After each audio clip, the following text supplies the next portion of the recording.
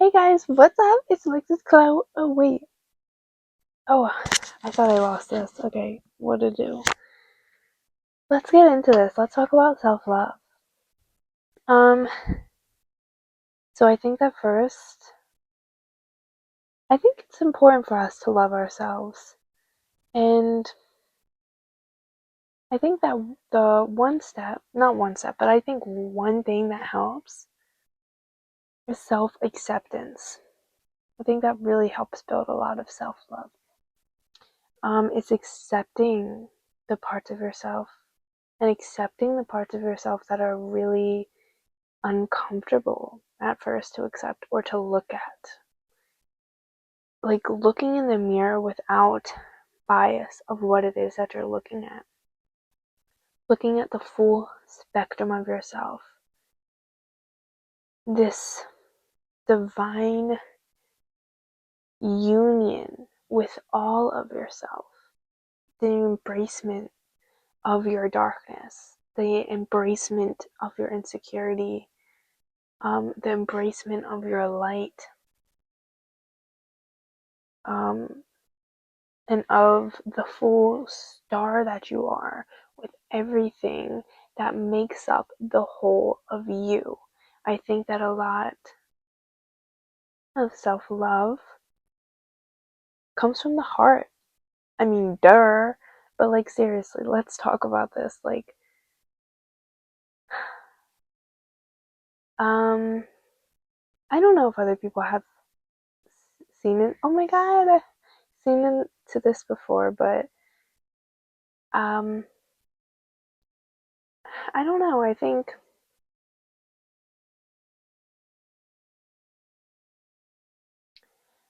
that sometimes when we're thinking our way into loving ourselves, it's not really love at all. I believe that when you're mind made love is really lust. Yeah, mind made love, love that thrives and exists based on circumstance, is really mind made love, I believe, because your mind is thinking of all these reasons or things or conditions of why you love something or why you value something, but real love is felt. And oftentimes, real love extends time and space and la di do, all of that. I realized this one day that if your love comes from all of these reasons of why you love something, that is really lust. Mind derived love is lust. So I think we need to step back into our hearts, into the feeling that unites the whole spectrum of ourselves, not just what we deem as good or mentally see as lovable, but the heart that encompasses it all, that encompasses the darkness, that loves the shadows, that loves the light, that loves the quirkiness or the cringiness, but just the heart that loves the essence of it all, that makes up the whole. Um, I think I think that it's also really important when it comes to self-love. And I think we're all learning. We'll probably always be learning about like how to love yourself and like I think that that's a lot of things in life and like learning, and I think we're always evolving. No matter how evolved you are, you're always evolving into more. There's always more to become. And I'm not saying this out of a place of outrunning ourselves, but humbling ourselves. I don't know that, it's okay. I don't know. I think I might be getting a little bit off track here, but like,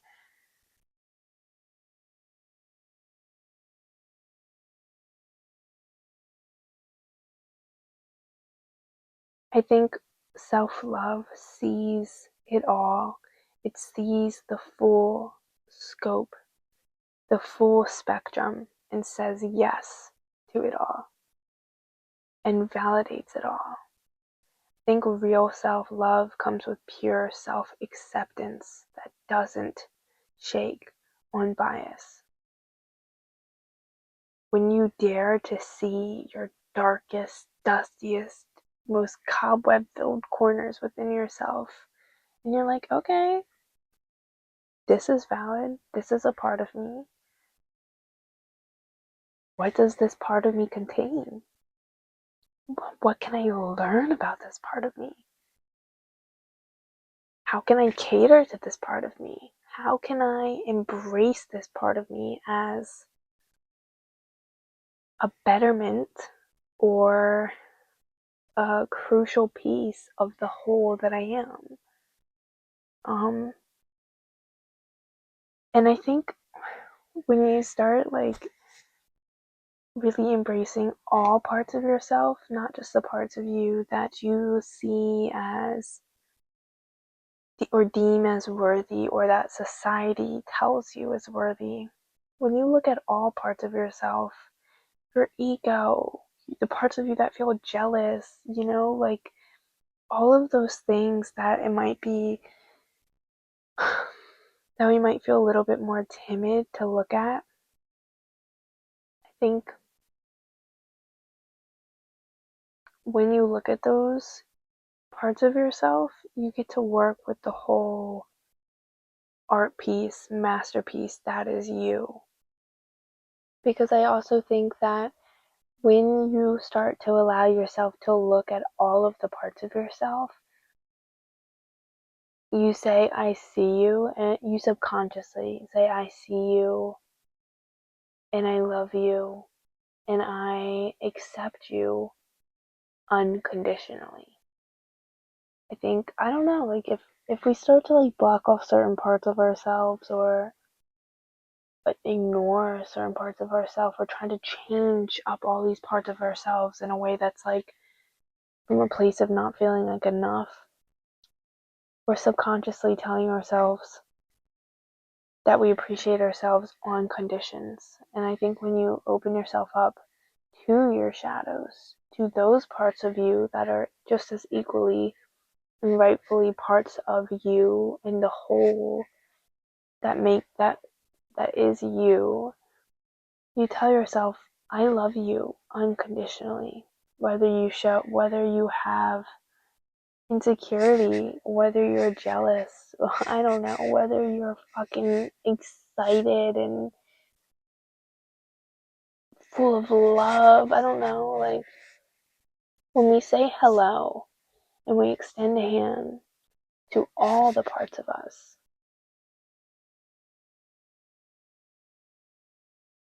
we embrace all of us. And I think self-love is really about goes hand in hand with self-acceptance. And you can't accept the parts of yourself that you don't acknowledge are there, or that you don't let yourself look at and make amends with, and extend love to all parts of yourself, including the darkness. And I think that this kind of ties me into something of, for example, let's say this is something that honestly I was experiencing today. Let me just be real, raw, and true. I was realizing that a part of me has this tendency sometimes to compare people, myself, if I'm being really, really honest, which feels damn good too. And I realized that I think that tendency to compare comes from like insecurity. And I just realized like I think that a lot of times insecurity is this taboo thing of like, or has this negative outlook. And, at least I've felt this way before in my life of like not wanting to be insecure, or like not wanting to people to think I'm insecure or anything like that. And I think really a lot of us, a lot of times can feel, not a lot of times, but like I think so valid and I mean, a human experience to feel insecure at times. Like, I think at least all of us have felt insecure at least once in our life. And I think it's just a part of the human experience. But anyway, I was like, I don't know, if we paint certain things as bad or have all this negative connotation, it's like, can become this like taboo thing to look at, like if it's looked at like, I think especially with society, if being insecure is looked at as a bad thing, um, I think sometimes it can become more scary or feel more taboo to look at that part of us and be like, what do you need from me? Not shaming that part of us that feels insecure, but loving on that part of us that feels insecure. Like, what what am I what how can I help you? Where does this come from? Like, what makes you feel like you need to compare yourself or compete? Because I think a lot of times it's part of us that need extra tender love and like comfort. And I don't know, like, but I think if there's such a negative connotation to meeting those parts of ourselves that are gonna be there whether we ignore them or not. I don't know, it can be more contra I think it's the word I'm looking for is contradictory of if you like have this negative connotation of insecurity and you're like, okay, I'm just gonna run from this. Bye, this doesn't exist. I don't want to acknowledge this because in my brain it's something that's bad and I don't want to look at it, and that's valid. But if we keep carrying negative connotations to those parts of ourselves, then we're not going to look at them and give them what they need. Like, maybe that part of me that was feeling insecure just needed me to be like, oh, wait, girl, you don't need to compare yourself or, to be worthy. And then looking into where that comes from. Like, now, when I acknowledge that I'm feeling a little bit insecure and validate it for myself, that's actually a pretty valid thing. It's not something I want to keep creating within myself, but it's actually pretty valid at times to feel insecure. I mean, I'm sure anybody watching this, like, we all could probably raise our hand if we've all been insecure at least once in our life. When you stop shaming certain parts of ourselves and start listening to the messenger behind it, what is that insecurity telling me that it needs? What belief is it inciting or reciting to me that I can go and look at and help? But I can't look at it if I don't acknowledge it's there because of this negative taboo scheme around it. I don't know. Like, I hope maybe the people that are meant to catch my drift are catching my drift right now, and we are drifting. Um, but yeah, I don't know. I think self love also comes with the ability to not just look at the pretty, and I say pretty like kind of in a way of like what society sees as pretty or glamorizes, because when you really look at the full scope of yourself, you realize that the darkness is pretty. You see the beauty in the darkness. You see the beauty in the hurt and the pain and the jealousy and the insecurity, because you see those are parts of yourself that are most likely wounded or trying to cope with some type of pain. And then you can go in and heal them and stuff. So, um, yeah, basically, I think that a lot of times self love and self acceptance comes with the ability to look at the full scope of yourself and have love and compassion for the whole thing that is a part of me and you. And acknowledging everything within us that exists, not just what is said to be good or acceptable. And I think we gain a lot more power and self-access and development when we dare to look at the more taboo things and love them and work with them in compassion and love, not judgment. I mean, and even if judgment arises, then we look at the judgment like, oh, hey, this is a part of me. What can I do to help you? And of course, you don't have to identify with a judgment, but I think when we look into what exists within us, we can work with it and evolve it. Like looking at maybe, for example, our judgment and setting the intention to work with it with compassion and love and learn about it and dissolve it back into light, dissolve it back into deeper into compassion. Because another thing that I realize is sometimes new levels of darkness present an opportunity to reach a higher scale of light. For example, and I'm going to end the video pretty soon here, but for example, let's say someone's feeling really insecure, okay? When they go through that insecurity and then they rise above it, now, now when they rise above that insecurity, they're going to reach a confidence that they didn't have before. Like, think of it like this, okay? So I'm confident, this is my level of confidence, okay? Then something gets me really insecure or something, or maybe I still have this certain level of confidence, but I'm also feeling all this insecurity. When I go through this insecurity, it's gonna make me stronger. It's gonna make me, if you work through a certain level of insecurity, most likely when you really work through it, you don't fall to that level, that same level of insecurity anymore. So I think naturally, when you move through a certain level, like for example, insecurity, when you finally alchemize that and move through it and rise above it, now you're at a new level of confidence that you rose to from being at that bar or level of insecurity before. And same thing, now I could be at this level of confidence that I learned through my insecurity and through overcoming my insecurity, and I can experience more insecurity at this newfound level of confidence. And when I move through that level of insecurity now, I'm even stronger in my confidence.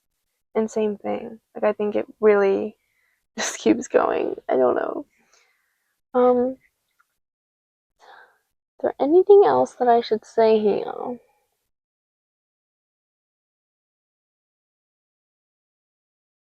Alright, so I'm gonna flip to a random page in my book because I like to do this, and I'm just gonna trust my intuition on whatever wants to be shared.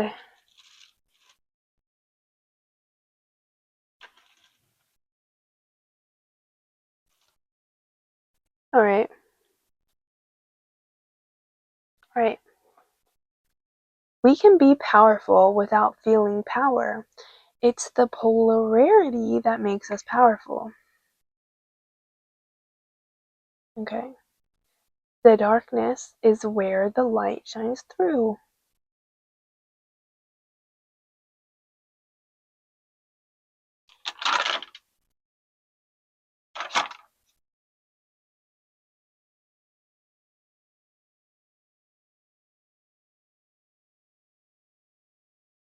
Alright. There's fear. Okay. If there's fear, then look at the impact it's going to make. Whatever it is, feel the impact. The impact will dissolve fear. Okay. That's all that I'm sharing today. So I hope that this found people well. And I just want to say, take care of yourself, have compassion for yourself. love on yourself. It's okay for things to feel like they're breaking away. Think of a snake, okay? They shed their skin and they get this new, silky, smooth, fresh skin. And I'm sure that snake is like, oh, I'm so glad I shed that. But in the process, when you're shedding, it feels like everything's falling apart. You don't know what the heck is going on, but just have your faith and comfort yourself throughout that process. And when you get that new skin, you're going to be like, oh, this was so amazing, so worth it. So just be kind with yourself and love on yourself. And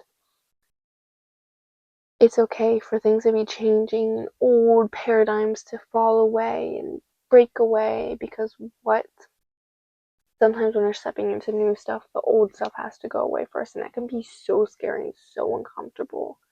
But just trust in God, trust where you're walking, trust where you're going, and trust in you. And love on yourself. And it's okay to not know who you are and still love you. You know what I'm saying? Okay? That's all that I have to share today. I love you, and I hope this video found everyone well. Please love on yourself and go to God if you need any help. There really is a source that sees us all. Don't hesitate to call. Okay. Bye, everyone. Toodaloo. See you in my next video.